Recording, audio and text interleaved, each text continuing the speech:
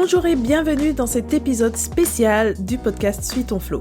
Si vous me découvrez aujourd'hui, je m'appelle Stéphanie, je suis formatrice indépendante spécialisée en création et gestion d'entreprise et particulièrement sur l'aspect purement administratif.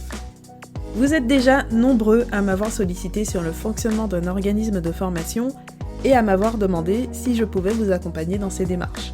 Parce que j'ai créé mon propre organisme de formation et parce que mes formations sont éligibles au financement, dont le CPF pour celle qui apprend à créer et gérer sa micro-entreprise. J'ai refusé toutes les demandes pendant plus d'1 an, mais j'ai fini par créer un programme pour répondre à vos besoins. Cet épisode est donc le 3e d'une série spéciale de 3 épisodes sur les organismes de formation pour vous donner déjà un certain nombre d'éléments et pour que vous compreniez la philosophie de la formation que je vous propose. Et bien sûr, vous pouvez retrouver toutes les informations sur le programme sur le site de J'aime la paperasse et avec le lien direct j'aime-la-paperasse.com/OF, donc OF comme organisme de formation, où vous pouvez me contacter par mail ou sur Instagram. Passons donc à l'épisode du jour, je vous souhaite une bonne écoute. L'organisation a quelque chose de très personnel dans le sens où il y a à peu près autant d'organisations différentes que d'individus sur Terre. Certains vont préférer travailler longtemps sur un même projet, d'autres préféreront varier leurs activités au quotidien, certains préfèrent le papier, d'autres préfèrent le digital, et on pourrait continuer longtemps comme ça avec toutes les variables possibles. Et puis d'une façon générale, on a ceux qui fonctionnent plutôt en freestyle, et ceux qui ont besoin que tout soit bien carré, bien structuré. Je vous laisse deviner où je me place parmi ces 2 catégories. Ce n'est pas notre sujet du jour. Même si ce n'est pas le sujet le plus souvent abordé, l'organisation occupe une place centrale dans l'organisme de formation à l'ère de Calliope. Nous allons donc voir quel est le lien entre l'organisme de formation, la certification Calliope et l'organisation, et comment construire une organisation au service de son activité de formation professionnelle.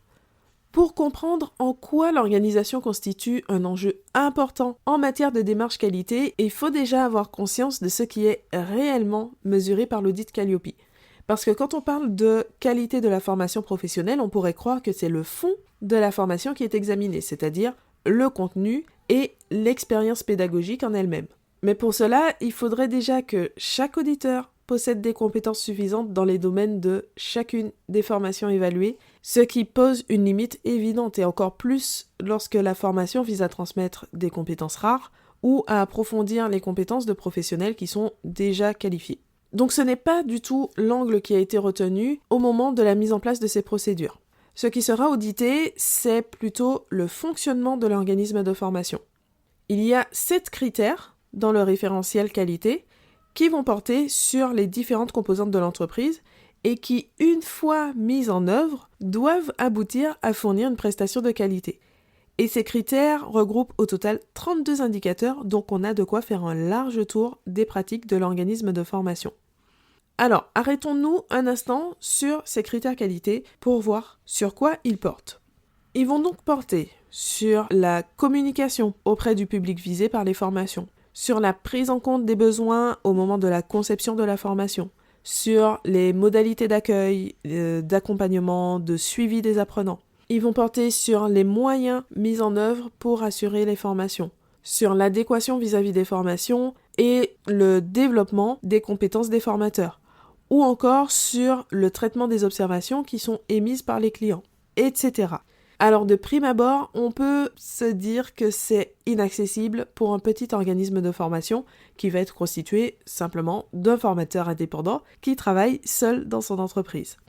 Alors bien sûr, les exigences de Calliope entraînent effectivement une charge de travail supplémentaire, surtout au moment de la mise en place du cadre adapté, mais c'est loin d'être un objectif inatteignable.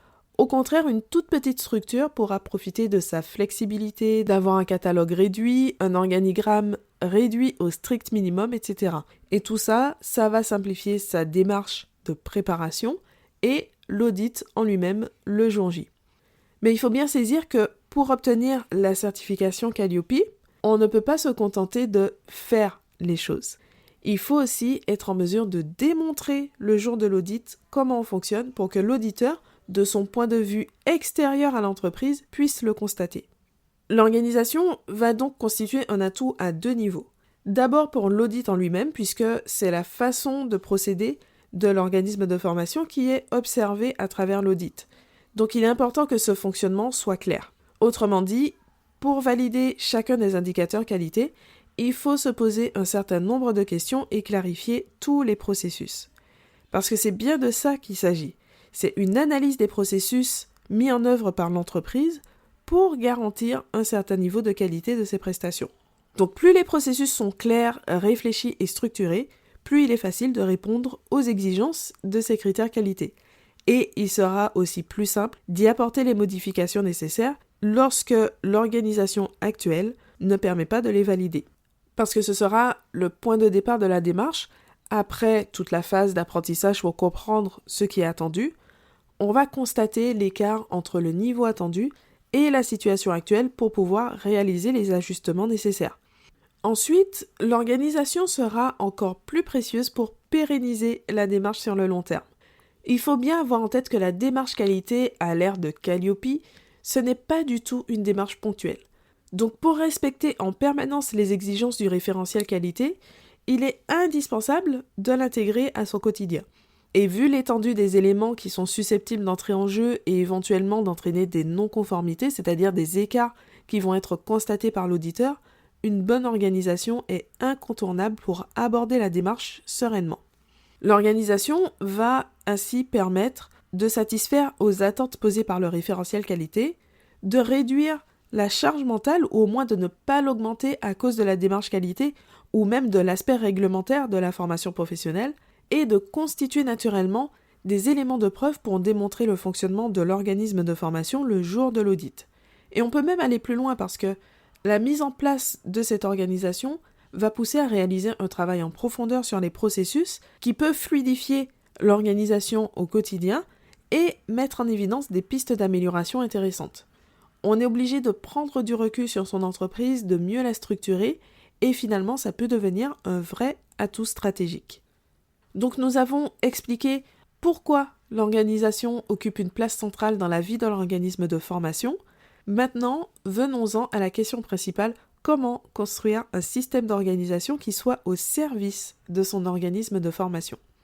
Il n'est pas possible de proposer une organisation universelle, mais simplement de donner quelques conseils.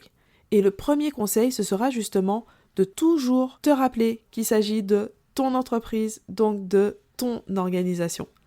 Les modèles, les suggestions, les inspirations, tout ça, ce sera là pour t'aider dans ta démarche, surtout si ce n'est pas un domaine dans lequel tu te sens à l'aise, que tu as du mal à te projeter, mais il est difficile de maintenir une organisation qui ne te convient pas. Donc, il faut toujours penser à adapter ce qui t'est proposé à ton entreprise, tes offres, ta communication, tes préférences, tes valeurs, tes outils, etc. Vraiment adapter à tout ce qui fait que ton entreprise, ce n'est pas celle du voisin, c'est ton entreprise. Et dans la même idée, le second conseil sera de partir de l'existant. Même si tu n'as pas encore de système à proprement parler, tu as probablement déjà une certaine façon de fonctionner sur laquelle tu pourras t'appuyer pour construire ton organisation. Ce sera la base de tes processus que tu vas ensuite améliorer ou compléter pour mieux coller au cadre de la certification Calliope. Donc en pratique, évite de te lancer tête baissée dans la création du système. Même avec les meilleurs outils du monde, tu n'arriveras pas à quelque chose de cohérent si tu ne sais pas au préalable ce dont tu as besoin.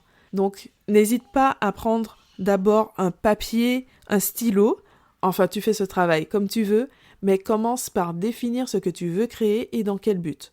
Ça va te donner la structure générale de ton système, et d'ailleurs ce conseil marche aussi pour l'élaboration des processus. Prends toujours le temps de clarifier ce que tu fais déjà, ce qui convient ou ne convient pas, le résultat que tu souhaites atteindre et pourquoi, et ensuite tu peux passer au comment et procéder à des améliorations ou à la création du process. Pendant ce travail, pose-toi régulièrement la question de la pertinence. L'objectif, ce n'est pas la perfection, ni pour Calliope, ni pour rien d'autre d'ailleurs. Tu peux aller aussi loin que tu le souhaites si tu estimes qu'il y a une utilité réelle et que ça reste cohérent par rapport au coût en temps, en énergie et en argent. Rappelle-toi qu'on se place dans une optique à long terme, donc il ne faudrait pas mettre en place quelque chose de beaucoup trop lourd que tu n'arriverais pas à tenir. Et si tu as cette sensation, même si tu as passé des heures à construire ces processus et ces outils, n'hésite pas à les simplifier. C'est totalement inutile, totalement contre-productif de continuer à subir quelque chose juste parce que ça t'a coûté un certain investissement. Tu as testé, ça ne te convient pas ou ça ne te convient plus, tu passes à autre chose et tu retrouves ta sérénité. En plus, l'amélioration continue reste une notion à garder à l'esprit. Personne ne te demande l'impossible ou la perfection. Par contre, la démarche qualité dans laquelle tu t'embarques avec Calliope consiste à atteindre un certain niveau, mais aussi à adopter une démarche d'amélioration continue. Une entreprise est vivante, rien n'est figé. Donc que ton organisme de formation soit jugé conforme ou avec des non-conformités qu'il va falloir lever, tu vas continuer à apprendre et faire évoluer ton entreprise petit à petit et à montrer ses évolutions au moment des audits qui interviennent régulièrement.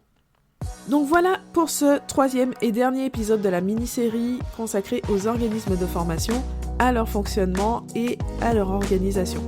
J'espère que ces conseils t'aideront à te lancer ou à aller plus loin dans la démarche, d'autant plus que finalement, ils sont aussi utiles pour un autre type d'activité. Pour retrouver la transcription de cet épisode et tous les détails sur la formation que je propose justement pour t'aider à créer ton organisme de formation et qui va beaucoup s'appuyer sur la construction d'un système de gestion au service de ton organisme de formation, tu peux te rendre directement sur j'aimelapaperasse.com/of. Et si tu as des questions, n'hésite pas à me joindre par mail à contact@j'aimelapaperasse.com ou sur Instagram j'aimelapaperasse. C'est facile de me retrouver. Merci pour ton écoute et à bientôt dans un nouvel épisode.